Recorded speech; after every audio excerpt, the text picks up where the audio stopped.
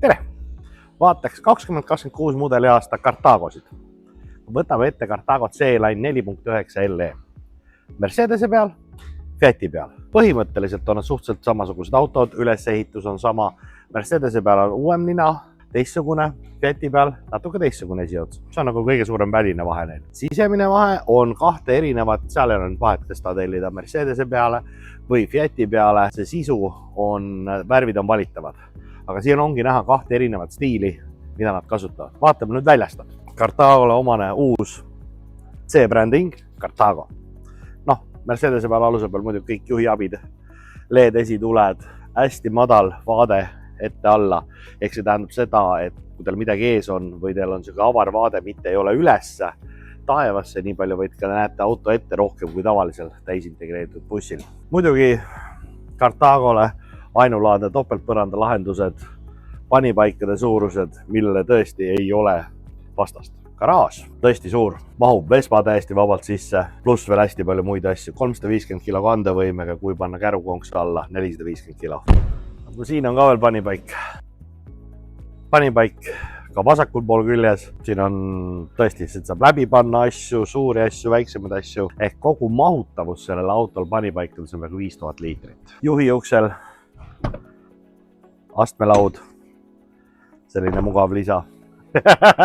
Vaatame nüüd C-Line'i seespoolt. See on disaini nimega Cortina. Tumedam mööbel, matid, valged kapiuksed. Kui me nüüd siin Cartagot vaatame, täiesti temal omane, kõik kohad on ära kasutatud. Et ei ole midagi tühja jäetud. Mercedes-Benz Sprinteri aluse peal, juhiabid, sellised mugavused. Istmed on täiesti mugavad. Minu käest on tihtipeale küsitud see, et Cartagol on siin kahe istme vahel väga vähe ruumi. Aga samas on see, et mis kasu on sellest, et teil on siin korraks läbitulekuks on palju ruumi. Kus teil on ruumi rohkem, te istute rohkem. Istumisosa ruum on tal võrreldes analoogidega ja kui 30% suurem, mis annab jälle tegelikult hoopis teistpidi mugavuse. Istmed kahe erineva jäikusega, külmvaht. Istumine on väga mugav. See on täisintegreeritud bussidel hästi oluline. Need üleminekud, kuidas on materjalid, kuidas on see viimistletud. Siin on nahaga pöördnahk, on plastmassi vastas, ei ole krigineid, ei ole selliseid ebameeldivaid asju. Ei pea paarisaja tuhandesel autol kohe hakkama heliisolatsiooni tegema. Tekstiiliga viimistletud seinad, külgkaardinad, 32 tolli televiisor, parima asukohaga, kus saab televiisorit üldse panna. Jääb vaatamiskohta juhi koha pealt, siit jalad pikalt otsast ja siit külje pealt ehk 4 inimesele veel mõnus vaadata. Sellest aastast on Cartagodel täiesti uus digitaalne juhtimispult kõikide asjade opereerimiseks touchiga, selline väga mugav. Külmkapid, Automatic 10 seeria, aga must matt, ehk see on see praegu see moeröögatus. Väga ilus külmkapp niimoodi väljapoolt, seest on ta standardne 160 liitrine mõlemilt poolt avatav. Deck-Tower kombinatsioon ehk siis küpsetusai grilli funktsiooniga. Cartagole omaselt nutikad panipaiku, mida jätkub siis igale poole. Siin on siuke väike veiniriiul. Kapid on nüüd läinud peitega, aga samad inged, samad tummised, samad tugevad ülesehitused ikka. Spetsiaalne veinikapp. Veinipudeli jaoks, maitseainete jaoks. Nespresso kapselkohvimasin, köögi tasapinna lisand. Samamoodi nüüd uus selline puit, nagu on laud. Muidugi siis neid isesulguvaid sahtleid kogu köögi ulatuses, mis on tõesti mahukad. Dušš-WC on eraldi, duširuum.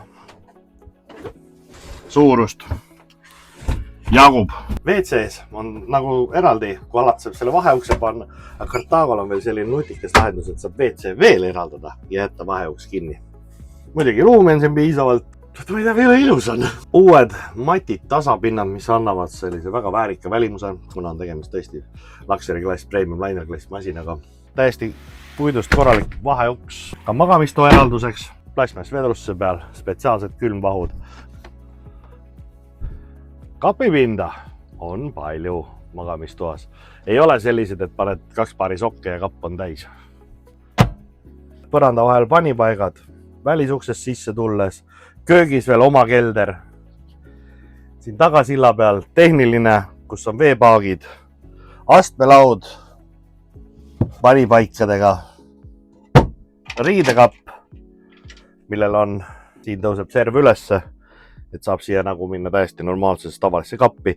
Ja kuna see kapp läheb seest allapoole alumise põranda peale, see on 1,20 m riputatavad riided. Teisel pool ka riidekapp, kõrge, mis kõrge, sügav ja täiesti mugavalt kättesaadav, et ei olegi siin sellist tunnet probleemi, et meil ei ole siin lihtsalt sisse pandavat sellist kitsast kappi, vaid need voodialused kapid teevad selle tööd väga hästi ära. Esimene allalastav voodi mahub magama igatepidi, mis on veel üks hea omadus, ta toetab vastu, ta ei ripu õhus, ei nigise, nagise, kolise. Magamise ajal voodisse minekuks ei pea võtma eraldi mingisugust redelit, siia kõrvale istmumise peale ja oledki voodis. Saab ka elektriliselt, nüüd mulle nad isiklikult meeldivad manuaalselt, klõps ja üleval. Selline oli siis Mercedese pealt C-Line Cortina siselahendusega. Nüüd lähme vaatame Fiati peal Amalfit, aga Switch, vice versa, vahet ei ole, mis aluse peal on, mõlemilt saab nii Mercedese kui Fiati peal. Sellel autosuvilal ehk siis C-Line'il on võetud üks lisavarustus. On ees otsas. Siin on mul nii palju ruumi. Siin on ära jäetud voodi. Voodi asemele saab tellida, see on lisavarustus, aga kes ei vaja, kapiringi. Siin on siis niisugune tõsine kapiring. Televiisor tuleb meil ikka siit välja, et muus mõttes on ta sama. Nüüd Amalfil on siis natukene kreemiamad kapiuksed, pruunikad puitu üleval. Külmkapp on sama stiilne, aga lihtsalt tasapind on selline stone touch, nagu öeldakse. Ja muu on selline pruunikam osa. Selline teis oli 2026 mudeli aasta Cartago C-Line. Mercedese peal, Fiati peal, pakkus huvi. Võtke meiega ühendust matkasuvilat.ee, meilt saab kõiki Cartago mudeleid. Aitäh!